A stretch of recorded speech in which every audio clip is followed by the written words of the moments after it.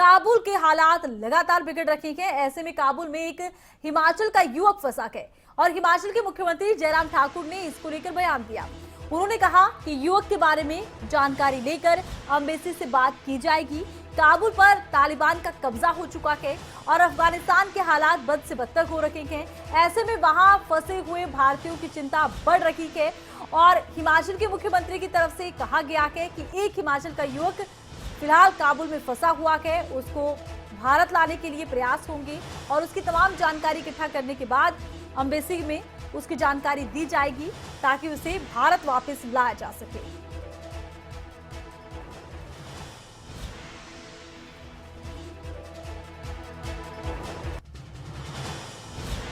तो काबुल पर तालिबान का कब्जा हो गया है और इसी बीच खबर ये आई है कि हिमाचल का एक युवक काबुल में फंसा हुआ है। हिमाचल के मुख्यमंत्री जयराम ठाकुर ने बयान दिया कि एक हिमाचल का युवक फंसा हुआ है काबुल में। युवक के बारे में जानकारी लेकर एम्बेसी से बात करेंगे। प्रयास किया जाएगा कि इस हिमाचल के युवक की भारत वापसी हो सके।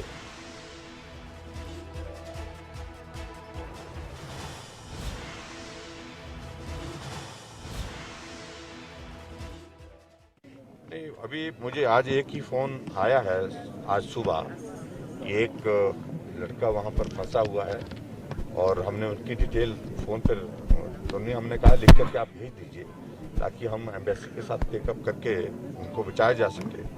लेकिन पिछले कल भारत सरकार ने वहां पर जहाँ पूरे देश के कुछ लोग जो फंसे हुए थे उनको निकालने में सफलता हासिल की है। उनको लेकर के आए हैं। कुछ और लोग भी अभी तक फंसे हुए हैं। चिंतित हैं हम सब लोग और हम उम्मीद करते हैं कि हिमाचल के जितने भी लोग होंगे और भारत के जितने भी लोग वहाँ पर फंसे होंगे वो सुरक्षित होंगे और सुरक्षित होने के बाद वो देश वापसी में जो है वो सुरक्षित होकर के आएंगे। Thank you. और इसी खबर पर ज्यादा अपडेट के लिए हिमाचल ब्यूरो चीफ अरुण उनियाल इस वक्त हमारे साथ फोन लाइन पर जुड़ चुके हैं। देखिए अरुण, मुख्यमंत्री की तरफ से ये कहा गया है कि हिमाचल का एक युवक काबुल में फंसा हुआ है, उसकी जानकारी लेकर एम्बेसी को दी जाएगी और उसकी भारत वापसी के प्रयास होंगे। ये प्रयास कितने सफल होते नजर आते हैं क्योंकि काबुल के हालात तो लगातार बिगड़ रहे हैं? देखिए आरती, आज की तस्वीर जो काबुल की है उस तस्वीर को देखते हुए ऐसे सिर्फ हिमाचल के नहीं भारतीय कई लोग होंगे। भारत सरकार की तरफ से कोशिश जरूर की गई थी, कल एक जहाज भी भेजा गया था, लेकिन अभी भी वहां पर भारतीयों के फंसे होने की जो बात सामने आ रही है और खुद मुख्यमंत्री ने कहा है कि एक परिवार ने उनसे संपर्क किया था। खुलासा भले ही अभी सरकार की तरफ से, मुख्यमंत्री की तरफ से नहीं किया गया है कि कौन व्यक्ति है, कौन परिवार है जिन्होंने उनके साथ संपर्क किया है, लेकिन हिमाचल के एक व्यक्ति ने एक परिवार ने मुख्यमंत्री से खुद इस बात को कहा है। उनको वापसी की उम्मीद, देखिए सिर्फ हिमाचल के इस परिवार के बच्चे की उम्मीद ही नहीं, हम उम्मीद करते हैं कि जितने भी भारतीय हैं उनका फंसे हुए वो इस त्रासदी के मौके पर जो अफगानिस्तान के भीतर तालिबानियों के कब्जे होने की स्थिति से पैदा हो गई है तो वो सभी सकुशल वापस आए। लेकिन स्थितियां ऐसी बड़ी पेचीदा हैं इस वक्त, सिर्फ एक दुआ की जा सकती है कि सब चीज ठीक रहे और इनकी वापसी हो। लेकिन आरती, एक बहुत बड़ी बात हिमाचल के साथ अफगानिस्तान के रिश्ते की जुड़ी है। पूर्व राष्ट्रपति हामिद करजई हुआ करते थे जो हिमाचल प्रदेश के विश्वविद्यालय में यहाँ पढ़ते थे। इस वजह से काबुल का एक बहुत बड़ा अहम रिश्ता, एक गहन रिश्ता जो है वो हिमाचल प्रदेश के साथ जरूर रहा है। काबुल के कई छात्र हिमाचल के विश्वविद्यालय इसमें पढ़ने के लिए आते थे, लेकिन अब ये जो तस्वीर आई है इसने चिंताएं भी पैदा कर दी है और वो परिवार के लोग वहां पर फंसे हुए हैं उनकी कुशल वापसी की हम सभी कामना करते हैं। बिल्कुल, हम सभी यही कामना कर रहे हैं कि जितने भी भारतीय फंसे हुए हैं अफगानिस्तान में उनकी सकुशल वापसी हो सके।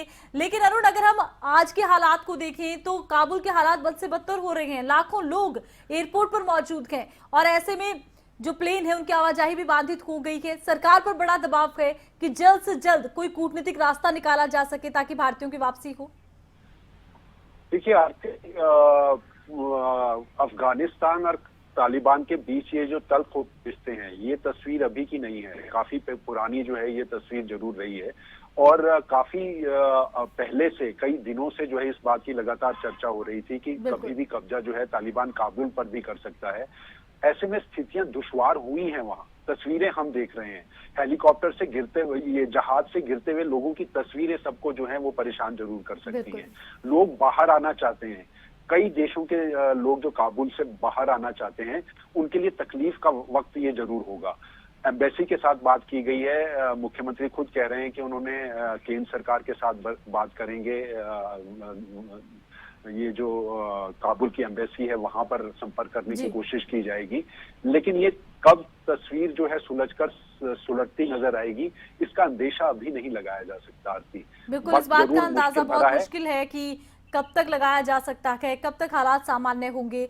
लेकिन इस वक्त तरुण एक ही तस्वीर हमारे सामने बन रखी है कि तालिबान से बात करनी होगी, क्योंकि भारतीय बड़ी संख्या में फिलहाल फंसे हुए हैं काबुल में, उन्हें भारत लेकर आना है। ऐसे में तालिबान से बात करनी जरूरी होगी। दूसरी बड़ी बात यह है कि देखिए कई देश मान्यता देने को तैयार हैं तालिबान को। उस स्थिति में तालिबान के लिए जरूरी है कि एक सरकार के तौर पर मान्यता मिले और बाकी देशों के साथ संबंध अच्छे हो, तो हो सकता है कि भारत के लिए भी एक सॉफ्ट कॉर्नर हो तालिबान के पास। देखिए आरती, जहां तक कूटनीति, ये जो राष्ट्र के कूटनीति का सवाल है, हम इस बात को जानते हैं कि भारत की जो सबसे ज्यादा अगर किसी के साथ अच्छी दोस्ती, गहन रिश्ता ये रहा है तो वो अफगानिस्तान के साथ ज्यादा बेहतर रहा है। तालिबान को कुछ लोग, दूसरे देश जो है वो मान्यता देते जरूर नजर आएंगे, लेकिन भारत के रिश्ते करीबी अगर रहे हैं तो वो अफगानिस्तान के साथ रहे हैं। आपने प्रधानमंत्री को भी कई बार सुना होगा, अफगानिस्तान के बारे में बात करते प्रधानमंत्री खुद नरेंद्र मोदी नजर आते हैं। तस्वीर आज बदली जरूर है, स्थितियां किस तरह की बदलेगी ये राष्ट्रीय कूटनीति के हिसाब से भारत भी इसके ऊपर विचार कर रहा होगा, लेकिन अभी स्थिति अपने लोगों की सकुशल वापसी की है तो रास्ता तालिबान से बात करने का भी हो सकता है। लेकिन अफगानिस्तान में जो अफगानिस्तान के लोग, जो वहां के मूल निवासी हैं, उनके साथ हो रहा है वो बड़ा मुश्किल भरा उस देश के लिए भी है और खासतौर पर दोस्ती निभाने वाले भारत जैसे देश के लिए भी है। तो कूटनीतिक तौर पर भारत क्या कदम उठाता है अपने लोगों की वापसी के लिए, तालिबान से किस तरह की बात कूटनीतिक तौर पर करता है, वो जरूर आगे देखने वाला होगा। लेकिन रिश्ते ये हम सभी जानते हैं आरती कि भारत के अफगानिस्तान के साथ ज्यादा बेहतर रहे। जी, बहुत बहुत शुक्रिया अरुण, तमाम जानकारी आपने दर्शकों तक पहुंचाई।